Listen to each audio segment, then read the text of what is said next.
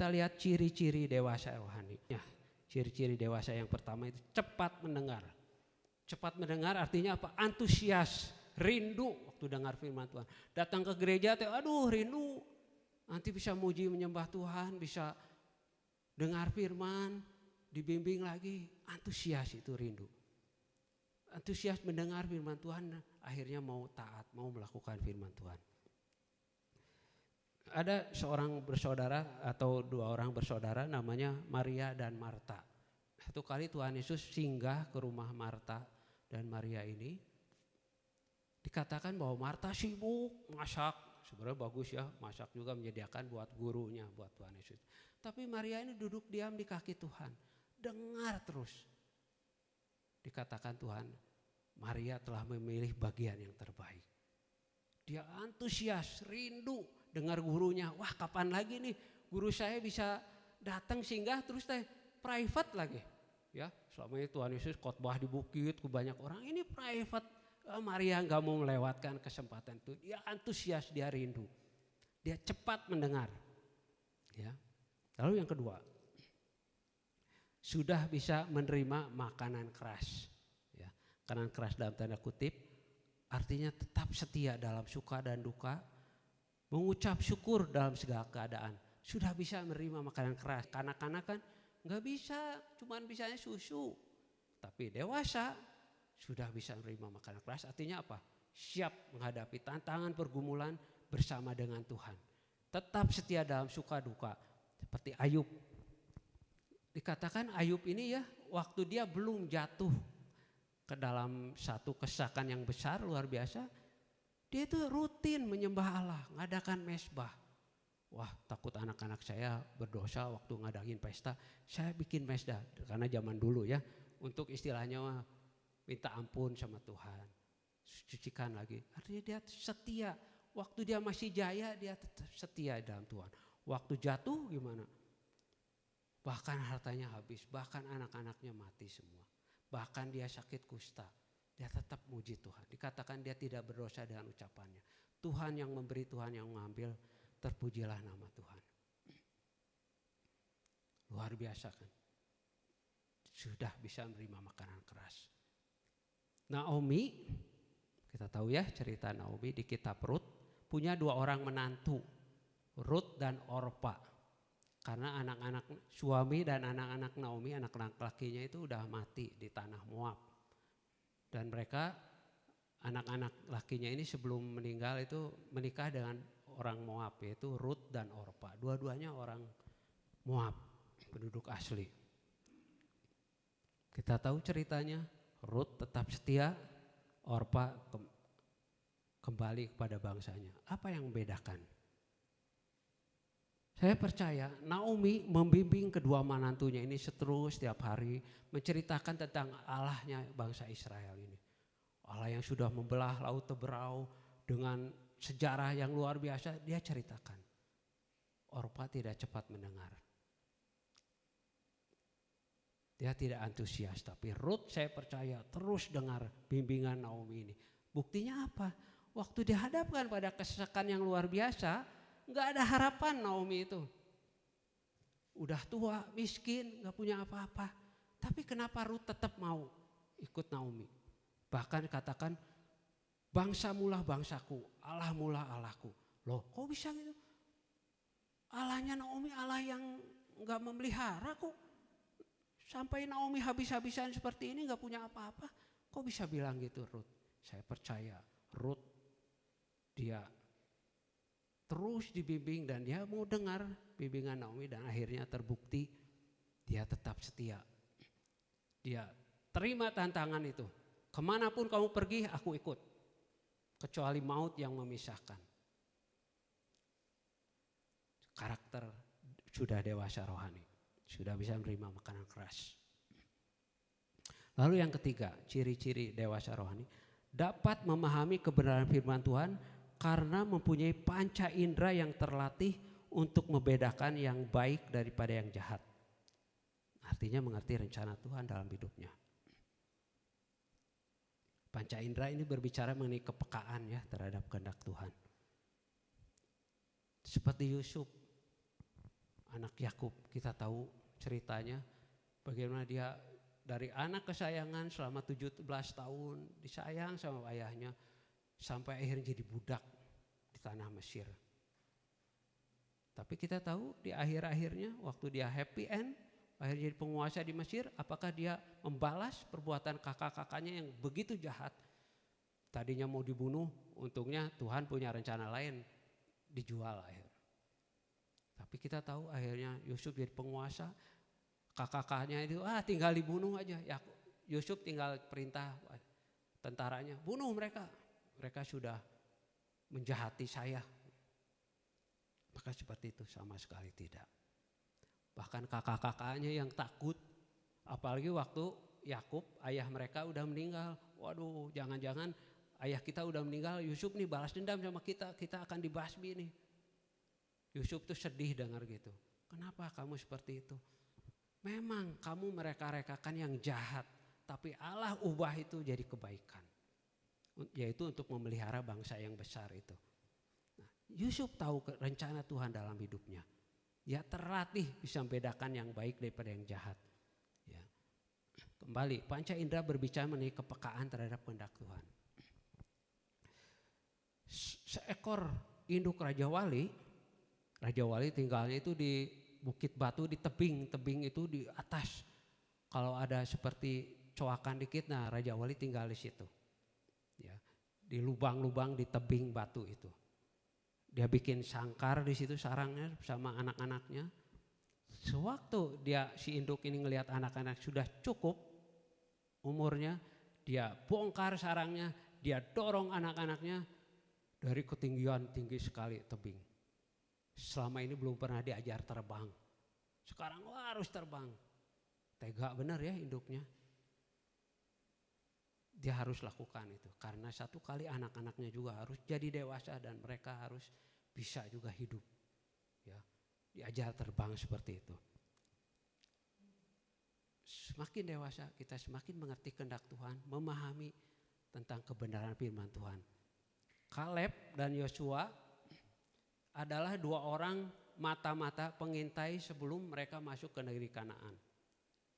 Sebenarnya bangsa Israelnya keluar dari tanah Mesir itu beredar di padang gurun itu sekitar 2 tahunan dan siap masuk, Tuhan perintahkan masuk ke negeri Kanaan.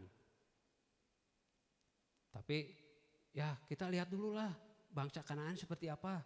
Boleh kata Musa, sok kirim dari satu suku, satu perwakilan, satu pengintai, ya, satu mata-mata untuk melihat negeri itu seperti apa. Dan dipilihlah 12 orang dari 12 suku, ya. Suku Yusuf itu jadi Efraim dan Manasye. Karena suku Lewi tidak ikut, ya, jadi tetap 12. Nah, mereka selama sekitar sebulanan pergi ya, di mata-mata lihat, mungkin berbelanja ya ke pasarnya, lihat-lihat seperti itu ke negeri Kanaan. Waduh, benar negeri Kanaan itu subur, luar biasa. Tapi yang 10 orang bilang mereka itu keturunan raksasa, gede-gede luar biasa. Kita ini kayak belalang di hadapan mereka itu. Pasti kita kalah lawan mereka. Mereka membuat gusar seluruh bangsa Israel yang lain. Tapi Kaleb mencoba menantramkan bangsa ini. Saudara bisa baca lengkapnya di Bilangan 13 dan 14 ya. Kaleb dan Yosua tetap bertahan. Enggak. Kita tahu Tuhan sudah tetapkan untuk kita masuk negeri ini, kita akan kalahkan mereka dan akan menduduki negeri mereka. Tapi pengaruh yang 10 orang itu ya pengaruh buruknya lebih dominan biasanya ya. Enggak mau dengar dari Kaleb dan Yosua ini. Mereka lebih dengar yang 10 orang itu akhirnya, wah Tuhan kok bawa kita ke negeri ini, mending kita kembali aja ke Mesir. Masuk negeri ini untuk kita dikalahkan, dibasmi, dimusnahkan seperti itu. Yosua dan Kaleb sudah berusaha tapi akhirnya tetap mereka memberontak terhadap Tuhan. 38 tahun lagi, ayo beredar-edar di padang gurun. Jadi genap 40 tahun. Mereka harus berputar-putar di padang gurun. Kenapa Kaleb yang Yosua beda? Karena mereka tahu rencana Tuhan. Musa terus bimbing mereka, ini rencana Tuhan loh. Kamu akan masuki dan menduduki tanah Kanaan. Kaleb dan Yosua itu pegang itu, dia paham, dia mengerti rencana Tuhan. Dan dia pegang dan beriman sepenuhnya. Tapi orang yang lain tidak seperti itu. Ya, penting untuk kita dapat memahami kebenaran firman Tuhan. Penting kita mempunyai panca indera yang peka terhadap kehendak Tuhan. Ya. Lalu yang keempat, siap menjadi pengajar. Ya, dikatakan tadi di Ibrani itu, kamu itu sebenarnya udah pantas jadi pengajar, karena mungkin udah puluhan tahun diajar ya. Tapi masih kene kudu diajar. Nah, tapi sebaliknya kalau dewasa rohani itu siap menjadi pengajar, menjadi berkat, melayani untuk membimbing jemaat lain untuk juga menjadi dewasa. Seperti misi gereja kita ya, sudah menyelamatkan yang terhilang, berikutnya memuridkan yang diselamatkan. Siapa yang harus memuridkan? Ya kita semua nanti beranjak dewasa. Seperti para orang tua di sini dulu kan kita juga anak kecil dibimbing sama orang tua kita. Tapi kita sudah menikah, punya anak, kita yang bimbing anak-anak kita, disiapkan seperti itu. Ya, memuridkan yang diselamatkan untuk semakin serupa dengan Kristus.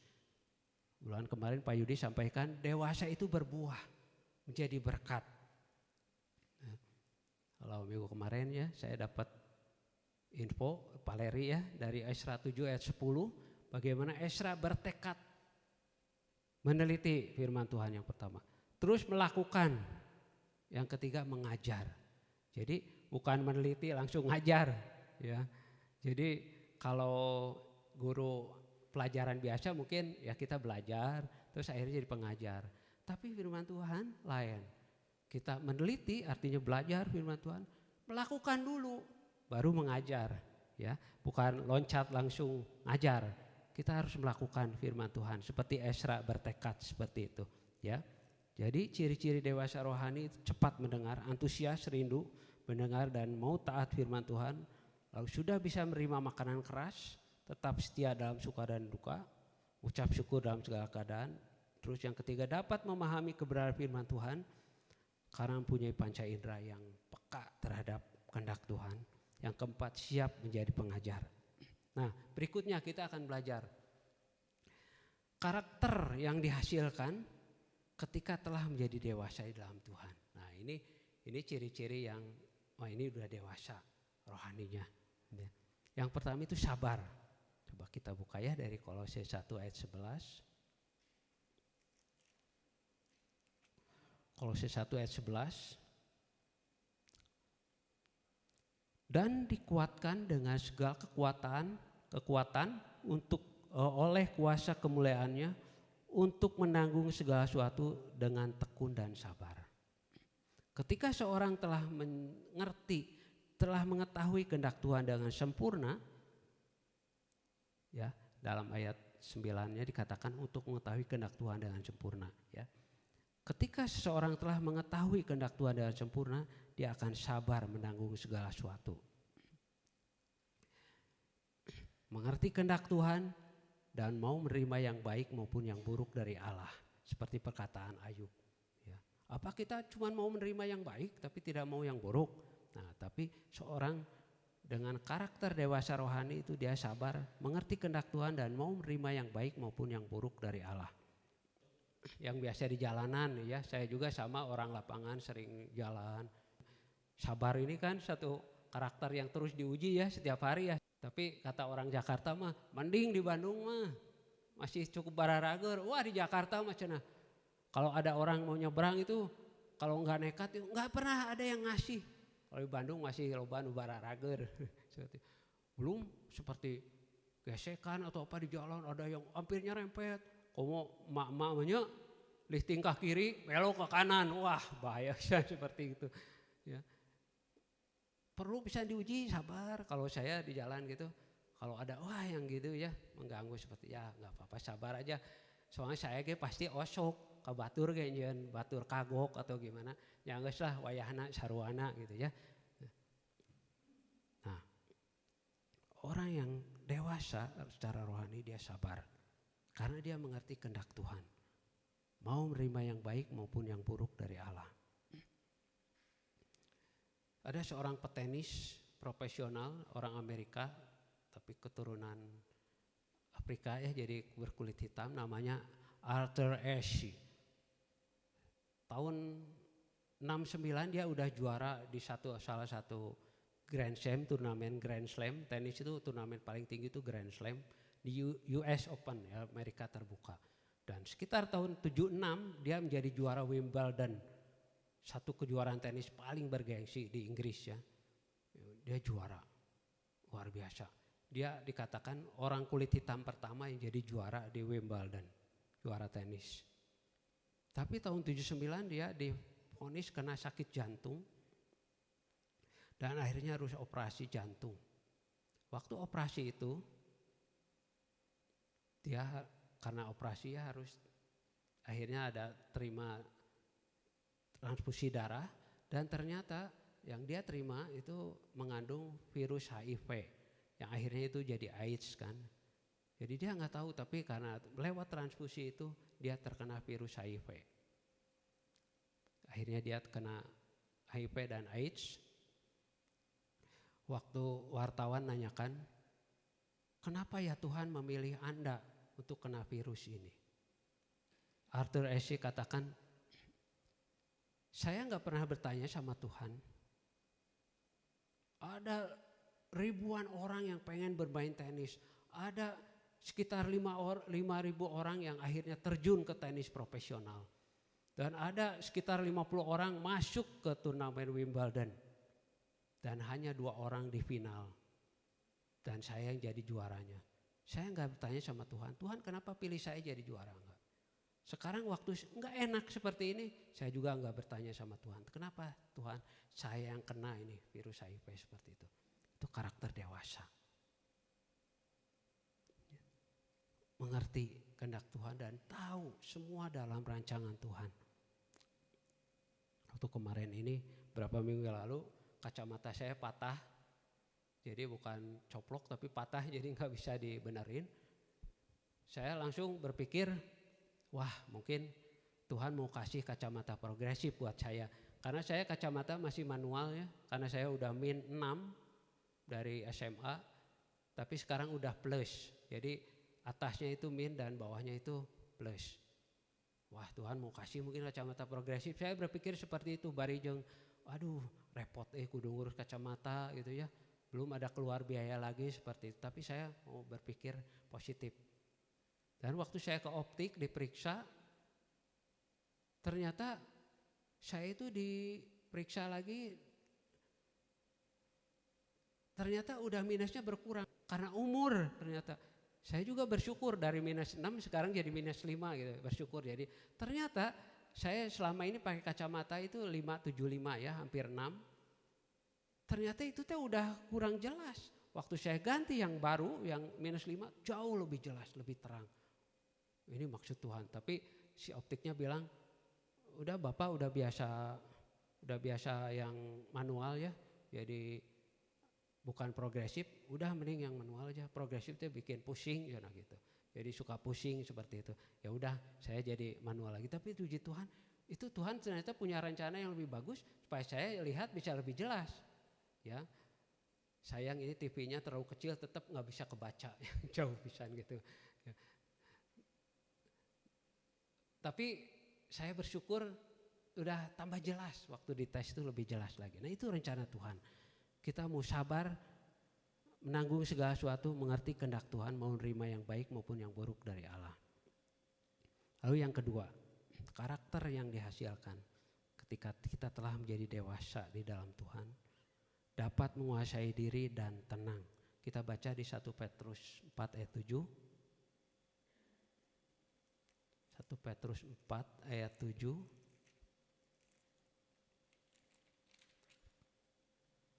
Kesudahan segala sesuatu sudah dekat.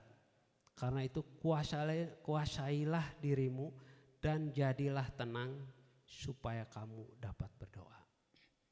Seorang yang sudah dewasa secara rohani, dia dapat menguasai diri dan tenang. Penguasaan diri kita tahu juga adalah salah satu buah roh ya. Orang yang sudah dewasa rohani dia dapat mengendalikan dirinya dan tenang. Satu kali Daud dalam situasi terjepit, bahkan pengikutnya sekitar 600 orang itu mau melempari dia dengan batu karena mereka kehilangan keluarga, kehilangan harta benda keluarga. Wah, Daud tuh posisi sangat terjepit. Saudara bisa baca di 1 Samuel 30 ya, cerita lengkapnya. Dalam keadaan terjepit itu, apa Daud ambil jalan pintas?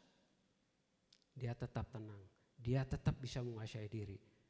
Yang dia lakukan pertama itu bertanya sama Tuhan. Tuhan, apa yang harus saya lakukan? Dalam keadaan terjepit seperti itu, Daud tetap bisa menguasai diri dan dia tetap tenang. Dan akhirnya dia bisa berdoa seperti firman Tuhan itu. Dia berdoa sama Tuhan, Tuhan apa yang saya harus lakukan?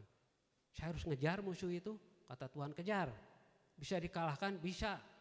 Daud tuh komunikasinya begitu akrab dengan Tuhan ya. Dia dapat menguasai diri dan tetap tenang. Jadi kalau ada sesuatu saudara ya, jangan panik dulu. Tapi ingat firman Tuhan dulu, tinggal tenang di dalam Tuhan. Saudara, setiap kita kan pasti ya ada kalanya kaget, ada situasi yang begitu mengagetkan atau yang begitu menyesakan kita. Yang pertama jangan panik dulu. Ingat Tuhan dulu, Tuhan tolong saya.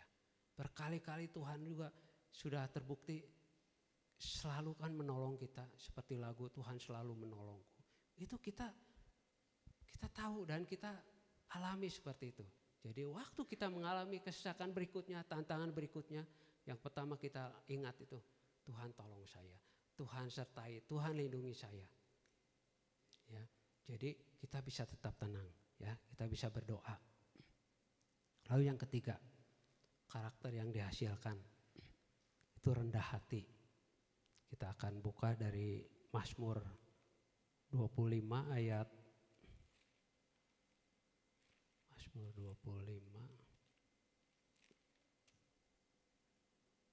9. Ia membimbing orang-orang yang rendah hati menurut hukum dan ia mengajarkan jalannya kepada orang-orang yang rendah hati. Bayangkan orang yang rendah hati terus dibimbing sama Tuhan, terus diajar sama Tuhan. Akhirnya mereka semakin dewasa. Sekarang lagi viral ya, flexing pejabat. Para pejabat pamer harta. Wah sekarang pasti yang lain pada takut dikorek yang selama ini posting di Instagram, di media sosial. Istrinya pamer tas yang bermerek, baju-baju seperti itu. Atau mobil-mobil mewah seperti itu. Sekarang mungkin pada takut. Sebelumnya tren flexing namanya itu ya, pamer harta seperti itu. Kenapa? Karena kesombongan. Kita tahu akar segala pertikaian, perselisihan dan lain-lain itu ada kesombongan. Apa akar perselisihan suami istri biasanya? Sombong. Sombongnya kenapa? Ego masing-masing. Saya yang benar. Wah menurut saya gini-gini. Masing-masing ngotot. Tidak mau rendah hati. Ya akhirnya terjadi perselisihan. Pertikaian seperti itu.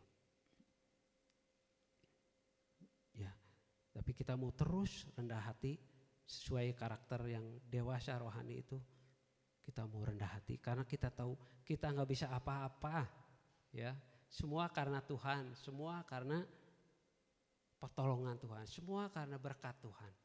Ya, nggak ada alasan untuk sombong. Ada satu lagu, ku hidup karena anugerahmu, tiada satupun yang dapat ku banggakan. Itu benar. Apa yang kita mau bangga? Ketampanan kita. Kecantikan kita dari siapa itu? Kalau kita cantik atau tampan dari siapa itu? Siapa yang ciptain? Terus yang kaya kenapa itu? Siapa yang memberkati? Yang pintar dari mana? Siapa yang ciptain otak? Enggak ada alasan untuk kita sombong. Baik kita terus semakin rendah hati karena kita tahu semua karena anugerah Tuhan. Lalu yang keempat, kita baca dari Mazmur 84 ayat 6-8. Berbahagialah manusia yang kekuatannya di dalam Tuhan, yang berhasrat mengadakan ziarah. Apabila melintasi lembah Baka, mereka membuatnya menjadi tempat yang bermata air. Bahkan hujan pada awal musim menyelubunginya dengan berkat. Mereka berjalan makin lama makin kuat, hendak menghadap Allah di Sion. Karakter yang dihasilkan ketika kita menjadi dewasa, yang keempat adalah semakin berserah, semakin mengandalkan Tuhan. Ini beda sama dunia. Kalau dunia kan semakin dewasa semakin mandiri dengan kemampuan sendiri kan, seperti itu. Itu hal yang wajarnya seperti itu. Tapi kita di dalam Tuhan justru semakin dewasa rohani itu semakin berpaut sama Tuhan. Semakin berserah, Tuhan saya ini gak bisa apa-apa tanpa Tuhan. Semakin mengandalkan Tuhan. Kita di luar Tuhan kita gak bisa apa-apa. Kenapa kita mau terus sama Tuhan? Karena kita tahu di luar Tuhan kita gak bisa apa-apa, kita bisa hancur. Kita mau semakin berserah, semakin mengandalkan Tuhan, semakin berpaut kepada Tuhan dan segenap hati. Ya.